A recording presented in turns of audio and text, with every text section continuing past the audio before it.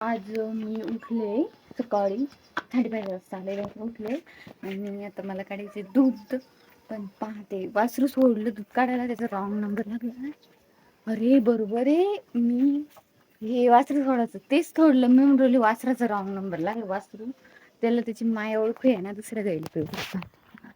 बापरे, अरे भाई तुला प्यायला सोडत नाही आता, तू चुकून सोडला गेला तारा तारामध्ये.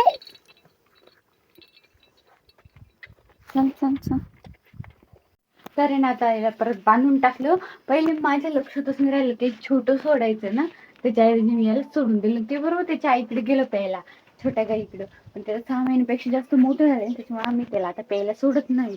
आणि याला सोडायचं होतं, रॉंग नंबर लागला. म्हणलं रॉंग त्याचा नाही, रॉंग नंबर माझाच लागला. मी याला सोडायचं त्याला सोडून दिलं. तर चलो आता हे ओरडू राहिलं, टाइम झालेला आहे. त्याला सोडायचं दूध प्यायला, दूध प्यायचं, दूध काढायचं मला स्वतःच.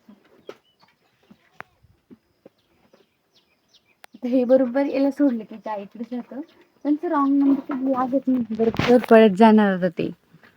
हा ती गाय मोठी परत तिला पित आहे आता.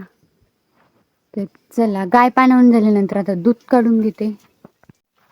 तर आता वासरू पाणवून घेतला आणि गायला पाणी घेऊन घेते. काही पुसून दिलं. आता मी काढते दूध.